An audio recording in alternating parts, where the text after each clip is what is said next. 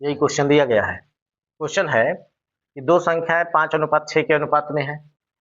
यदि प्रत्येक संख्या में से 8 घटा दिया जाए तो यह अनुपात 4:5 हो जाता है। तो संख्या ज्ञात करना है, ठीक है ना। तो क्या करेंगे, दो संख्या है ना, तो पहली संख्या को x मानेंगे, दूसरी संख्या को y मानेंगे। लिखेंगे माना कि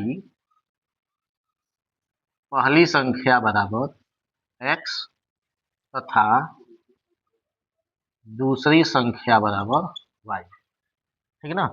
अब क्या बोला गया, दोनों संख्या किस अनुपात में है, 5:6 के अनुपात में। तो स्थिति पहली स्थिति में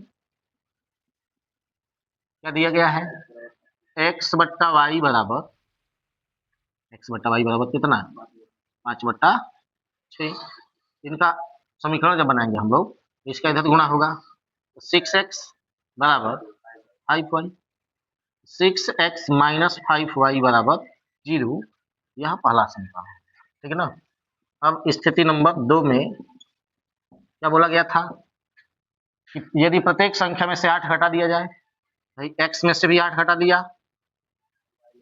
और y में से भी 8 घटा लिए, तब यह अनुपात किस में बदल जाता है, 4:5 में बदल जाता है, ठीक ना। अब इसको हल करो, 5 का है गुणा होगा, 5x माइनस 8 × 40 बराबर 4 का y माइनस 8 से गुणा होगा तो 4y माइनस 8 से ऊपर 32। y को इधर ले आओ, 5x माइनस 4y आ गया, 40 को होने ले जाओ, 40 माइनस 32, 40 होने जाएगा तो प्लस में हो जाएगा, घटेगा तो कितना आ गया, 8 ना होगा, हाई 5x माइनस 4y, समीकरण नंबर 2, ठीक है ना। दोनों समीकरणों को हल करना होगा, कौन विधि से, विलोपन विधि। तो विलोपन विधि से हल करने के लिए दोनों चरों के गुणांक को बराबर करना पड़ेगा। है में x का गुणांक 6 है, में 5 है, इसमें 5 है, इसमें 4 है, y का गुणांक है ना, दोनों गुणांक बराबर नहीं है। मान लो हम x को गायब करना अगर चाहते हैं, x को अगर गायब करना चाहते हैं तो x को गायब करने के लिए क्या करना पड़ेगा, है में 5 से गुणा करना पड़ेगा, है में 6 से गुणा करना पड़ेगा। तो लिखेंगे समीकरण 1 में 5 से तथा समीकरण 2 में 6 से गुणा करके हल करने पर, ठीक है ना। इनमें गुणा कर, किससे गुणा करना है, किससे गुणा करना है, में किससे गुणा करना है, 5 से ना। तो 5 से गुणा करोगे तो 6×5 = 30x माइनस यहाँ 5×5 = 25y बराबर, है में किससे गुणा करना है, 6 से, 6×5 = 30x माइनस 6×4 = 24 है, y बराबर 6×8 = 48, 6 से ना हो रहा है गुणा। अब माइनस है या प्लस है या माइनस, भाई तो कट गया। अब भाई देखो तो घटेगा तो कितना आएगा, माइनस में y, माइनस में 25y है, माइनस प्लस में 24y है, खाली माइनस में y है ना बचेगा, है ना, माइनस में 48, माइनस से माइनस कट गया तो y बराबर 48, ठीक है ना। अब x का मान निकालने के लिए क्या करो, एक समीकरण में रख लो, लिखेंगे y का मान समीकरण 1 में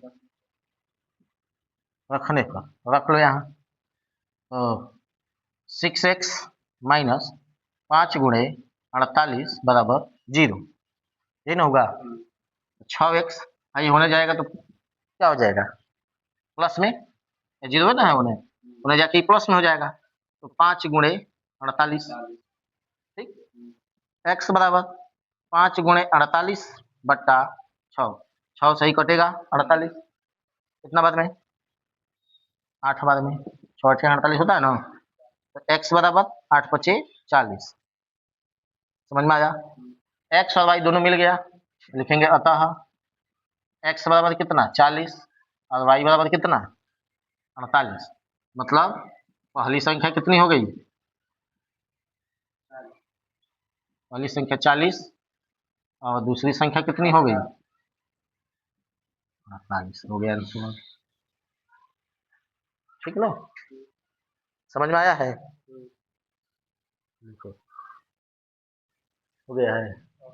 देखो इस क्वेश्चन में कहा गया है कि पिता की आयु अपने दोनों बच्चों की, मतलब एक पिता के दो पुत्र हैं, दोनों बच्चों की आयु के योग के 2 गुनी है।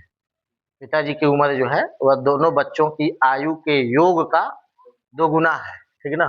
20 वर्ष बाद, कितने वर्ष बाद? 20 वर्ष बाद उसकी आयु, मतलब पिता की आयु अपने बच्चों की आयु के योग के बराबर होगी। तो पिता की आयु ज्ञात करनी है। इसको कैसे बनाएंगे? तो लिखेंगे माना कि पिता की आयु बराबर x वर्ष तथा दोनों बच्चों की आयु का योग है। देखो आयु के योग के दुगुना लिखा है, तो दोनों बच्चों की आयु का योग कितना हो जाएगा? y वर्ष। मानने के लिए क्या मान लेंगे? y वर्ष। दोनों बच्चों की आयु का योग मानेंगे y वर्ष। समझ में आया? अब स्थिति नंबर 1, पहले स्थिति के अनुसार क्या कहा गया है कि पिता और बच्चों की आयु के योग, पिता की आयु जो है बच्चों की आयु के योग की कितनी गुनी है? 2 गुनी है। सुन रहे हो ना?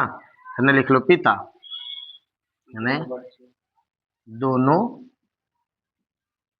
बच्चों की आयु का योग, इसको x माना गया है, करा के y। तो यह जो है पिता की आयु जो है, यह दोनों बच्चों की आयु के योग की कितनी गुनी है? इसमें 2 से गुणा कर दोगे तो ये दोनों क्या हो जाएगा? बराबर हो जाएगा। तो x माइनस 2y बराबर 0, पहला समीकरण, ठीक है ना। अब आगे क्या बोला गया? 20 वर्ष बाद। कितने वर्ष बाद? 20 वर्ष बाद। तो स्थिति नंबर 2 में फिर से लिख लो पिता की आयु यानी दोनों बच्चों की आयु का योग, वर्तमान में x और y माना गया है, ठीक है ना। 20 वर्ष बाद जब कहेंगे, हाई वर्तमान वाला है, क्या है? वर्तमान है, ठीक है ना। 20 वर्ष बाद की जब बात आएगी तो है में 20 वर्ष जोड़ना पड़ेगा, x प्लस 20 करना पड़ेगा, समझे। है में क्या करना पड़ेगा? ये दो बच्चों की आयु का योग है, देख रहे हो ना। दोनों बच्चों की आयु का क्या है? योग है। तो अगर एक बच्चा रहता तो y प्लस 20 करते, लेकिन दूगो y है, दूगो बच्चे हैं, तो पहले में भी 20 जुटेगा तो दूसरका में भी 20 जुटेगा। तो y प्लस 20 प्लस 20, 20 प्लस 20 मतलब 40, y प्लस 40, यह 20 वर्ष बाद की हो जाएगी, ठीक है ना। अब तब इनकी आयु क्या हो जा रही है? बराबर 20 वर्ष बाद। 20 वर्ष बाद क्या लिखा है? उसकी आयु अपने बच्चों की आयु के योग के बराबर हो जा रही है, बराबर कर दिया गया। तो x प्लस 20 बराबर y प्लस 40, y है ना, ले आओ, x माइनस वाई बराबर भाई होने जाएगा। तो 40 माइनस 20 बराबर कितना हो गया? 20, x माइनस, दूसरा समीकरण। अभी दोनों समीकरणों में x का गुणांक बराबर दिख रहा है, ठीक है ना। जब x का गुणांक बराबर है तो पहला में से दूसरा को घटा लेते हैं, तो लिखेंगे समीकरण 1 में से समीकरण 2 को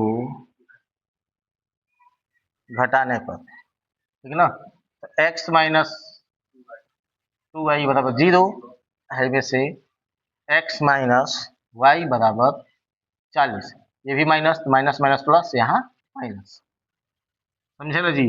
है जा माइनस में y होगा, है माइनस में 40, माइनस से माइनस कट गया, ठीक है ना। तो y बराबर 40, y का मान किसी एक समीकरण में रख लो, लिख लेंगे y का मान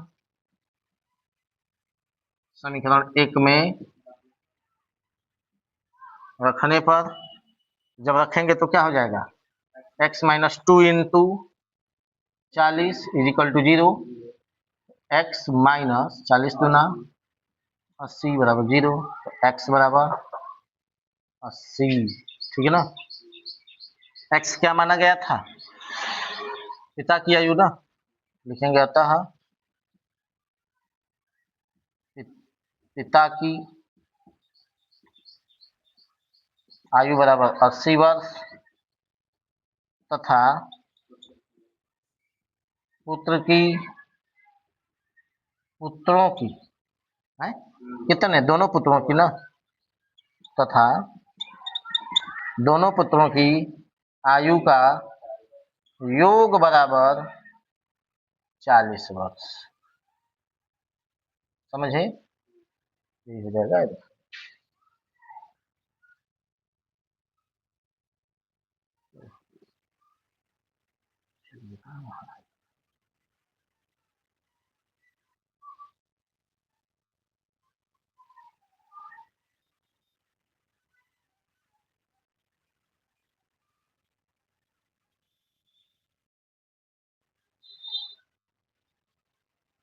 चलो देखो, इसमें क्या किया गया समझो ना भाई। ए में विद्यार्थियों की संख्या को x मान रहे हैं, बी में विद्यार्थियों की संख्या को y मान रहे हैं।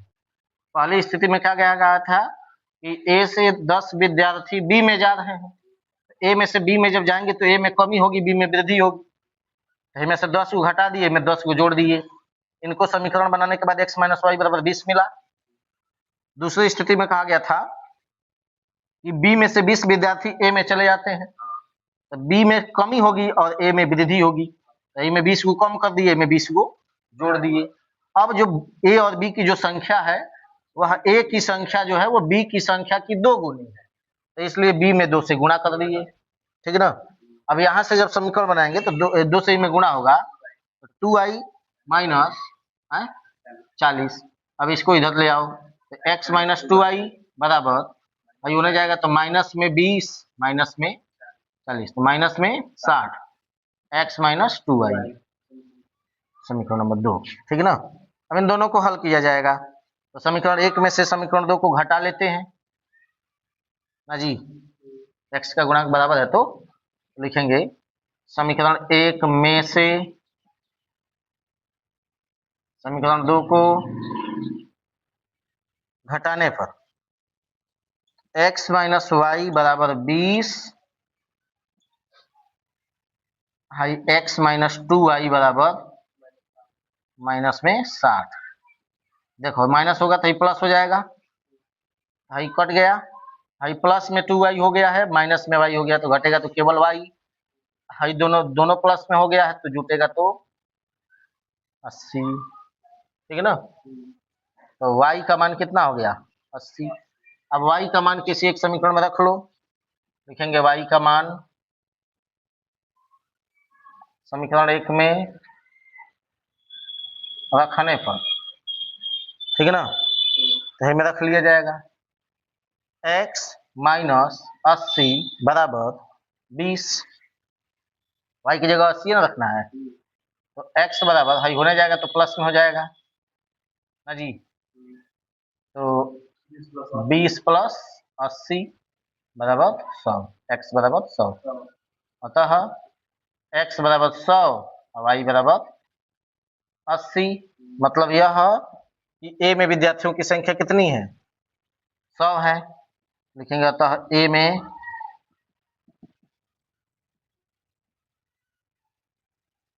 विद्यार्थियों की संख्या बराबर 100 तथा बी में विद्यार्थियों की संख्या बराबर 80, यही आंसर होगा।